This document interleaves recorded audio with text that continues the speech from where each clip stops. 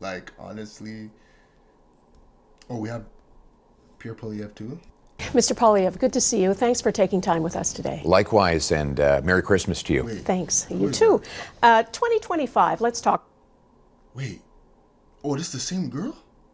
Yo, hold on. What's the fit right now? What's the fit today? Like, 2025, let's talk about it. It hasn't been the she easy came with a more slick fit. You know, it's a chill day today for her. She said, "This is not the prime minister." for you. The Conservatives did receive 41. She tried significantly less here. Percent of the popular vote in the last election. Still looks fire. You have a lot of loyal support right across this country, which I'm sure you're very proud of. But you didn't win the election and you didn't win your own seat. That would be a big blow to a lot of people in your position. Have you reflected on what went wrong? Well, I have reflected, and you're right. It is a big blow to a lot of people who voted for, in record numbers actually, voted for affordable food, affordable homes, safer streets after 10 years of inflation and rising crime. And so we always reflect on how we can continue to inspire those 8.3 million people, a record number, who voted for us, but how we can inspire even more. And so my message for the year to come will be one of hope. I think people desperately need hope. Hope that they can afford groceries, hope they can afford homes. And many have put hope in me in the past, but we have to keep inspiring them so that more will do so in the future. What I meant with respect was a big blow to you personally. Have you reflected on what went wrong in the Like, I thought of that, like, the day of the election. I'm like, after he lost, after all the momentum, after all the support, after everyone literally thinking that our new prime minister was going to be Pierre Poilievre, like, just the loss of it, I'm like, yo, like, I honestly expected him to give up. Like, I don't know how he continued after that, especially, again, guys, remember the series of events, bro. He lost. Then he lost his seat. You know what I'm saying? Like, his own seat, bro. It was such a big blow to me that I'm like, bro, how does the person himself feel? Like, how does Pierre Poilievre feel after this loss? Like, what did he do when he lost, bro? Like, did this guy just sit in the crib and, like, cry, bro? Like, because realistically, he has to wait until next election. And we don't know if he's going to win that or not. And that's in a couple of years, bro. In your own leadership? Well, yes, I have reflected, and obviously, I think my goal and one of the adjustments that we need to make is that people know that I'm a fighter, but they need to know what I'm fighting for and who I'm fighting for. I'm not fighting for the sake of fighting. It's for fighting for the people. I think that's perhaps the reputation you've developed among people who didn't vote for you, certainly, that you oppose for the sake of opposing. And so what I have to do is show them who I'm fighting for and what I'm fighting for. I'm fighting for that single mother who's anxious as she walks. She's right. Like, people think he's just opposing to oppose. That's just part of his personality. Like, you know what I mean? And it's like, no, he's fighting because he really wants Canada to be affordable again. For people to have that Canadian dream again. For people to be able to afford a house. Now people Grocery aisle because the prices are so high, she wonders if it will empty her bank account before she empties out her grocery card. I'm fighting for the young guy I just met in Montreal a couple days ago who says that a house on his street where his dad bought a home for $100,000 in the 90s now goes for $1 million, and he doesn't believe he'll ever be able to move out of his home. I'm fighting for him. I'm fighting for the mother who wants to get treatment for her son who's addicted to drugs. I'm fighting for those people. So it's But I feel like you were fighting for those things in the last election, and those too. People. Yes, but it didn't work for you. Well, we did get the biggest vote count in our history, but I don't give up.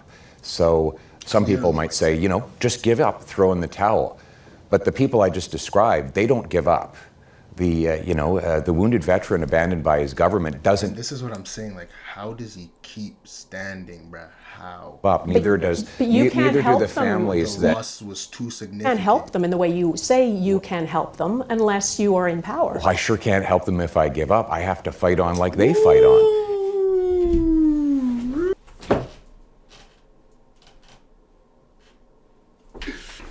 And you know what I noticed? That because she said, okay, but you fighting for them didn't work. Do you think I'm going to start fighting for Canadians because it didn't work?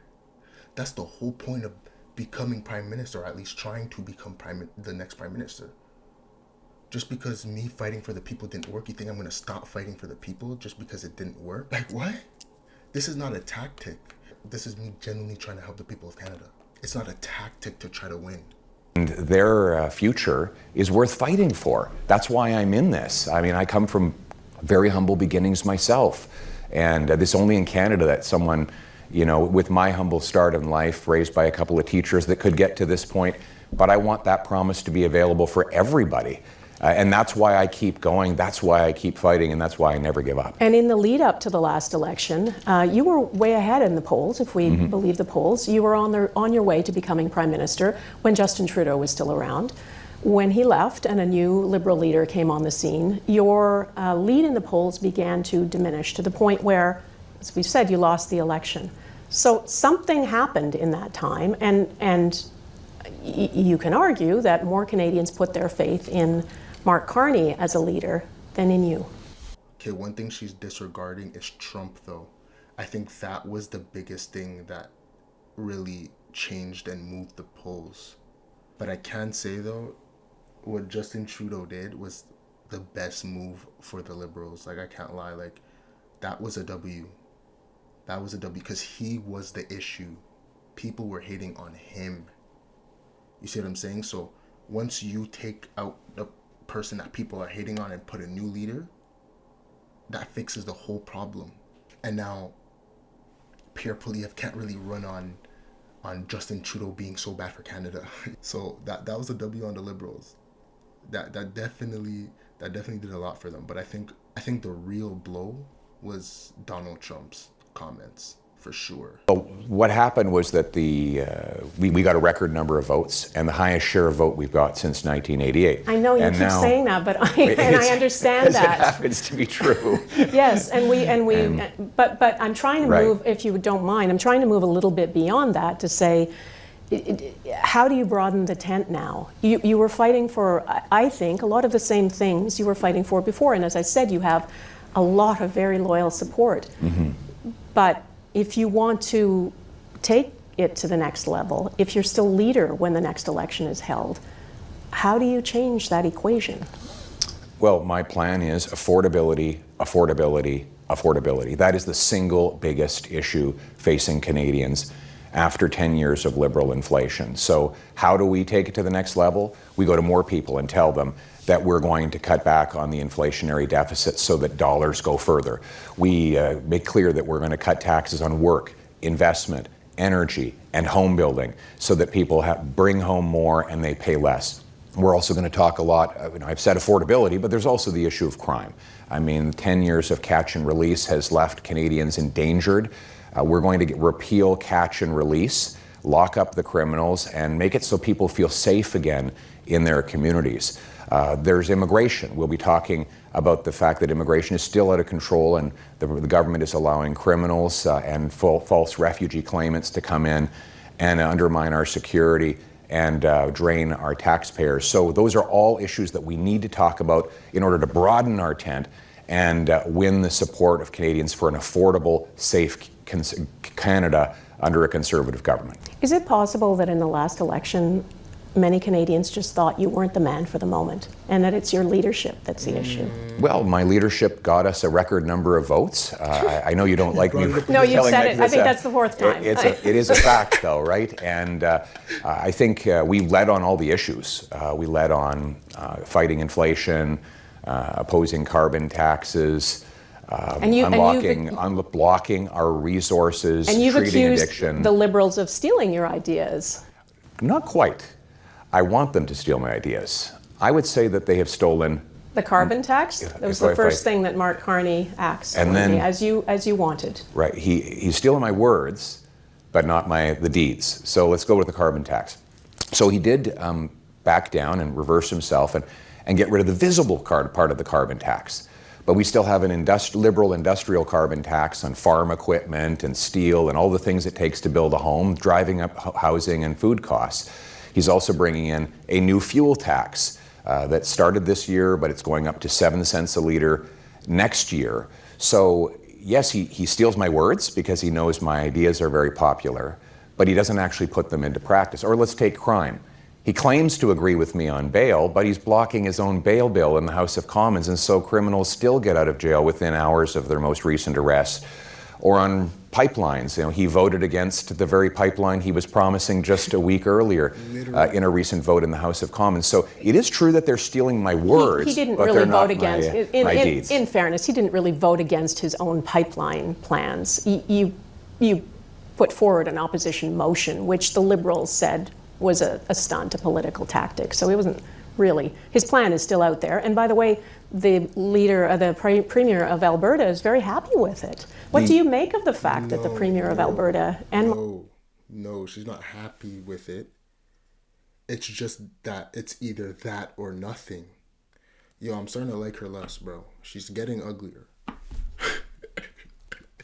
She's starting to get ugly to me. Because she knows that's BS. She knows that's BS. If it was up to her, she would fast track everything and build it now. Carney got along great when they met and signed this memorandum of understanding to build another pipeline. So a couple of things. One, I'm glad that Danielle Smith forced Mr. Carney to flip-flop on the threatened Liberal production cuts to the oil and gas sector and their costly regulations on the electricity sector. Mr. Carney has not committed to building a pipeline. He opposed the pipeline in question. He testified against the pipeline in question in a parliamentary committee in 2021. And of course, the Liberal government... He wasn't in when? He wasn't... In 2021. I can give you the Prime video. Minister then. He's the Prime Minister now. Right, but he was testifying. So are you suggesting that... I know you suggest that he's doing this, it's disingenuous, this deal he has signed, the Memorandum of Understanding with Alberta. You don't think it's real? That's correct, and I'll give you the background. He opposed the pipeline. He testified before a parliamentary committee against that same pipeline. The Liberal government killed that same pipeline in 2016, and numerous Liberal members of the present caucus have already made public social media posts saying it will never happen. So he understands that pipelines are very popular, so he wants to pretend he supports one until after the next election while telling people that he won't ever build one. And but I think we need Danielle Smith, the Conservative Premier of Alberta, seems very happy with the potential of another pipeline under Mark Carney. Well, I want to see the reality, and she said that under my leadership we'd be well on the way to getting the pipeline done. Right, but she you just didn't said win that the the election. other day. Well, that's why I need to win the next one, and then we can actually get some projects done, because this pipeline will be fantastic when it happens under a Conservative government. $30 billion a year in overseas exports, less dependence on the Americans, about $1,800 in benefits per family per year, and a stronger Canadian dollar, which will make our lives more affordable to buy homes and food. And those are the things that we'll do. That you would get a pipeline built faster? What would you do to make that happen? Get out of the way, because that's all that needs to happen right now. Get out of the way of what? The pipeline construction. So the federal government is the only level of government that needs to approve the pipeline. Under our Constitution, Section 92, the federal government has exclusive jurisdiction to approve or reject an interprovincial pipeline. The reason it doesn't happen, even though it's wildly profitable and popular, is that there is no federal permit to build it, and the previously approved pipeline was then canceled by this Liberal government in 2016. So if we get the government out of the way, approve a right-of-way, the private sector can then go ahead and build a pipeline from Hardisty, Alberta to the coast. And so all we really need to do is get the Prime Minister out of the way, because he is the only one who has the authority to approve or reject. What about the duty to consult with Indigenous leaders? We should do that. You would do that? Of course. And what if through... Yo. He said, yeah, we're going to do that. We're going to discuss with them, like, what? After those consultations, the answer is still no. Well, the answer is given by the Prime Minister. And I'm running... I'm saying if the Indigenous leaders say no. That I will thank them for their input, and at the end of the day, the Prime Minister has to decide. And my decision, and I'm telling Canadians before the election so they can vote on it, is I will approve a pipeline. Nobody has a veto. Not under our Constitution. There's a duty to consult. There's a duty to consult, but if the answer is after the consultations we don't want this, it won't matter to you. It's actually, first of all, I wouldn't say it wouldn't matter. He stood on business. He said, this guy said, thank you for your input, but like respects, thank you, like, thank you for that feedback, like, respects, but we're building this pipeline, though. Time. In 2016, 75% of Indigenous communities along the path supported it. They overrode and overpowered those First Nations communities, and I think it's a really unfortunate stereotype to say that First Nations are against pipelines when the evidence is the overwhelming majority of them support it, although I think the media sometimes tries to stereotype that they're all against it. I That's think not at the true. latest Assembly of First Nations meeting, there's a unanimous vote in supporting the Pacific Northwest Coast Indigenous leaders who don't want a pipeline. Well, the last pipeline from northern Alberta to the Pacific had 75% of the First Nations communities along the route supporting it and benefiting from it. And we have these First Nations leaders in my own caucus who, for example, like Billy Morin, who is a former chief of the Inuk First Nations, and his community has been enriched because oil and gas has been allowed to expand. First Nations support oil and gas. Liberals and liberal elites often try to stereotype and stigmatize First Nations as being opposed to pipelines, but we need to get them built. I think we should let Indigenous leaders who oppose it speak for themselves, first of all, but and there are those who do oppose it. So all I'm asking you is what would you do in that case? And it sounds like you're saying you would override. Could I ask you what the Liberals did when they killed the pipeline? They overrode and ignored the 75% who are in favor.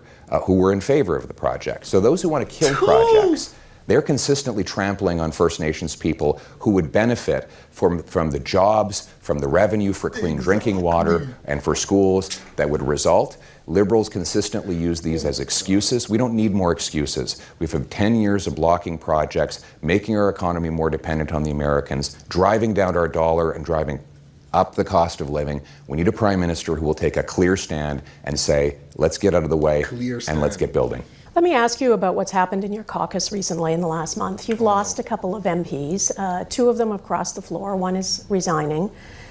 Does that send any signals to you about your leadership?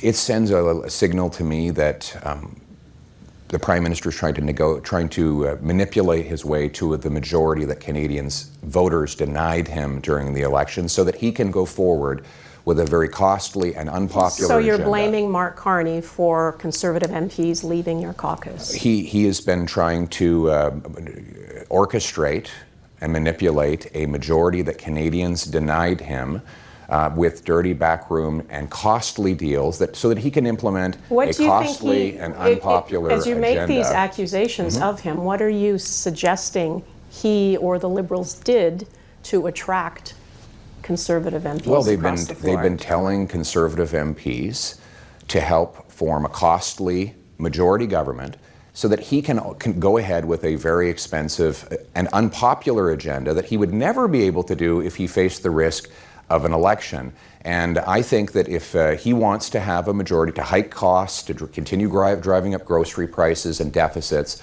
then he should have the courage to bring that platform to the Canadian people for their mandate. I'm talking about Conservative MPs who left your caucus. I'm not asking about Mark Carney right now. But I'll address them if you want me to. Let me just read to you what one of them, Chris D'Entremont, said. He concluded after leaving the caucus, this is from his statement, that there is a better path forward than being under your leadership, and he wants to be part of leading solutions rather than opposing everything. And in an interview, he said being in caucus felt a lot of the time like being in a frat house rather than being in a serious political party. What do you make of that? Well, what I make of it is I look at the words that he said about only weeks earlier about the Liberal government. He said that Mark Carney's grocery price inflation was... And then you're going to find it weird that he's saying there's backroom deals, it's logically obvious.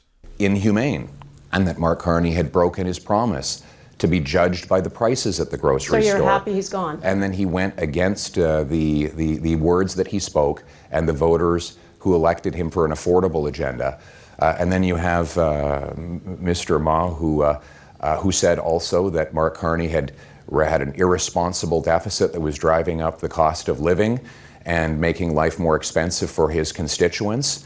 And now they've chosen to help Mr. Carney add those costs on the backs of Canadians. Well said. I think at the end of the day, they should respect that their constituents voted for our conservative plan for a more affordable and safe country, So and that's what they should respect. Do you hear nothing in the statements about leadership and the statements about how you're running your party? Are you absolutely confident that there isn't potentially a fracture in your caucus, that there may be others who feel this way too?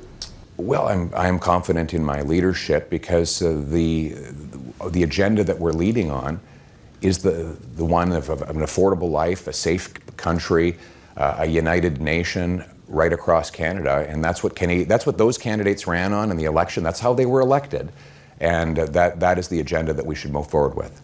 Okay, let's move on to another topic I want to ask you about, which is something that world leaders now have to deal with.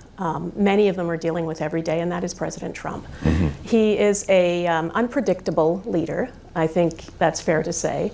People are not exactly sure what. I won't lie. I did not expect Donald Trump to be such an issue right now. Like, when he won the election, I did not expect that. Like, I expected, like, okay, maybe the tariffs. Honestly, not even the tariffs. Like, tariffs to other countries, fine. But, like, to Canada, I didn't expect that, bro. I didn't expect him to be such, like, an issue. Like, he's one of the top issues right now. He's literally finna squeeze our economy dry. He's taking business from Canada, bro. He's tariffing Canada. He's really trying to make us the 51st state. And it's funny, fam, because I was mad happy when the man won. I was like, yes, sir. Like I was voting for him. Of course, I didn't vote for him because I'm a Canadian citizen, but, like, I was voting for him. You know what I mean? And I like him. He's kind of funny, you know what I mean? Like, he's a character. But it's like, now I don't know what to feel about you. Like, look what you're doing to my country. They're on solid ground when they're dealing with President Trump. Like, if you were prime minister, do you think you would be able to have reached a deal with him on tariffs? And how would you feel sitting across the table from him, trying to renegotiate NAFTA? Imagine yourself in that room. Well, I would feel a great responsibility to defend Canadian workers and consumers.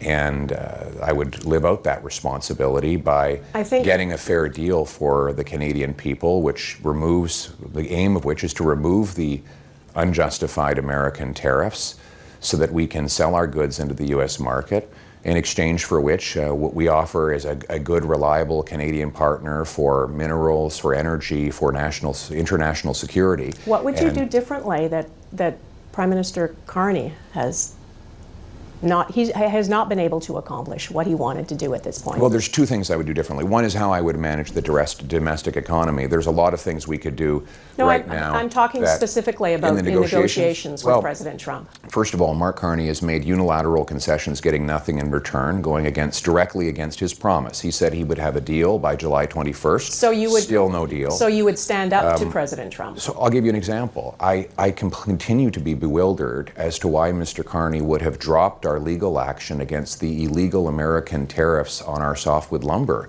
And since Mr. Carney backed down on softwood lumber, President Trump has tripled the tariffs on that, destroying our forestry communities. This is after Mr. Carney promised elbows up. Example. So he went from elbows up being his single biggest promise in the election to saying just the other day, who cares? And backing down to get nothing. He has apologized for that. He has apologized, but he should also apologize. For her to say, he apologized for that, like, it shows the biasism. Like, I don't care if that's not a word, bro. I thought at least you'd try to make it less obvious. The fact that she said, "Oh, he apologized," like, just shows this is not even a fair interview, bro. She's ugly now. Like, I don't like you. Apologize for the fact that since he Your became fashion prime is minister, ugly. not only has he not achieved his promise of a deal, American tariffs have doubled on autos, So aluminum, and what I'm steel, and asking- tripled on lumber. Again, what I'm asking is not to go over Prime Minister Carney's record. I'm asking you what you would do differently. You know, Right. the Ontario Premier calls President Trump a tyrant. Is that language you would use? I would focus on the business relationship. We got to get a deal. At the end of the day, we're right next door to the biggest economic force in the history of the world. My focus is on getting a deal and the best possible arrangement for the Canadian people, defend our sovereignty, I think reopen that's markets. Prime Minister Carney's objective Well, too, to get a deal. I'm sure it is, So, but so he it's hasn't about achieved approach. it. It's about approach, I think, at this point, right? And it's about dealing with someone who is unpredictable, the way President Trump is. Absolutely. So do you stand up to him the way Ontario's Premier is and call him a tyrant? Well, the approach that I would take is how do we leverage the things that we have in our favor to get what we want? And let me give you some examples. We could be producing and selling more of our oil to the United States of America. We could be opening up and selling more of our minerals at market prices so that we enrich our workers and our communities while allowing the United States to develop its industrial base. We have the potential to produce more electricity than almost any nation on earth to power AI data centers, and we're a secure partner for that so that the United States doesn't have to worry about the security of its data. Those are all things that we have as negotiating chips on our side that happen to benefit Canada anyway. The other thing I would say to the Americans is the more free trade we have, the richer that Canada becomes, the more we can spend on our military to unburden the U.S. from protecting our Arctic waters. That would make us more self-reliant, sovereign, and secure, but it would also give an advantage to our partners south of the border in keeping both of us safe. So those are some of the bargaining chips we have, but what we have to do is offer them in exchange for gains for Canada. Why in this moment, when we are facing what many believe is its existential threat on a number of fronts, when we need to find other markets for Canadian products, why not take a more unified approach as a political leader in this country rather than so much opposition to what the Prime Minister is trying to do? Well, we have taken a unified approach. When I became leader and when the Prime Minister took office, I told him we're happy to work with him and support him in any way we can in order to get the best possible deal with the Americans. I've said that to him personally multiple times. He's chosen not to take us up on that offer. And instead, we've seen an extremely partisan approach from the Liberals when it's come to the Canada-U.S. issue. Instead of working with Canadians and uniting them around the goal of protecting our sovereignty and our economy, they've been divisive. I want to unite Canadians for our economy. And I put forward very practical ideas on how we can do that. Like, we could, for example, fast track the approval of natural gas liquefaction plants to get tens of billions of dollars of our gas over to Asia and Europe to displace dirty coal over there while bringing down the dependence we have on the U.S. I've said let's rapidly approve pipelines and port expansions, pass a Canadian Sovereignty Act that would make us more independent from the U.S. so that we'd also have more leverage, get rid of the capital gains tax for anyone who reinvests in Canada. These are positive ideas that I proposed to the Prime Minister, and as I've said, steal my ideas, put them into place, and when you do, I will support that. I will support you in doing it. Let me ask you about a test of your leadership that's coming up at the end of January. Mm-hmm. How confident are you? Very, because look, I'm the leader that will restore the promise of this country. I share the values and purpose of our party to make this a country where hard work is rewarded. Bro, I'm just taking in right now, though. Isn't the leader of the Conservative Party anymore? Like, I think that's the downfall of the Conservative Party as a whole. Like, at this point, people support Pierre Poilievre, not the Conservative Party. Pierre Poilievre himself, like, he's the face of the Conservative Party. Like, I don't know what the Conservative Party would even be without him. I don't think there's going to be any trouble at all with the leadership review. The only chance of being in power is Pierre Poilievre. You feel me? Like, I'm We're- trying to think of a conservative party without Pierre Poilievre, and I just can't imagine that. Streets are safe, and and I've been leading the debate on all of those issues. Again, so those are issues that we heard you campaign very strongly That's right. on in the last election. What I'm asking you now is, a year has passed, almost a year. In January, it won't be quite a year since the last election. But you, do you feel you have to do something differently, or it's the same messaging as the last campaign? Well, like I said, I think people, they know that I'm a fighter, but they have to know what I'm fighting for, my why. Why is the most important question. But people will be And- watching this, people who didn't vote for you, who will be watching this and say, hold on, didn't he just lose 2 of his MPs to the Liberals? Didn't his popularity rating, if you look at the polls, is much lower than Prime Minister Carney's? Is he the guy you want to have as the leader of the party? Well, first of all, I think you'll note that yesterday there were polls out that had me ahead of Mr. Carney personally, and our party ahead of the Liberal Party, because people do support our agenda of affordability and safety. They know that our policy of bringing down the cost of living and bringing up Canadian paychecks is the one that they want to vote for. And so, you asked me what my approach is going to be. I am going to continue to focus on affordability, because it is the single biggest issue in this country. And just because I campaigned on affordability in the last election doesn't mean we will not campaign on affordability in the next election. Because at the end of the day, people deserve to be able to afford groceries and housing, and they deserve a safe street to live on. So we're going to push forward the policies that matter in the daily lives of everyday Canadians. Yes, you've made that point multiple times. Thank you, sir. I want to ask Thank one you. final question. If you lose another MP to the Liberals, and I don't know if you know whether you will or not, because I'm not sure. There's no clarity on that. It may or may not happen. You would then be facing a Liberal majority government, and you would be opposition leader for potentially another 3 years. How would that sit with you? Well, I think it would sit very badly with the Canadian people who voted against a costly Liberal I'm asking majority. you, would you hang on as leader? I'm not giving up. I don't quit. And the people of our party, the welders, the waitresses, the plumbers and police officers, the soldiers and small business people, they're the ones who I'm fighting for, and I'm never going to stop fighting for them. They will decide with their democratic vote. We're not a party that makes decisions through backroom deals to form a costly majority government that nobody voted for. So I'm going to keep on fighting for the Canadian people and their chance to have an affordable, safe future, as long as my party decides and the members and the grassroots people decide that I'm the one to champion them. Thanks for taking time with us. Thank you, and Merry Christmas once again.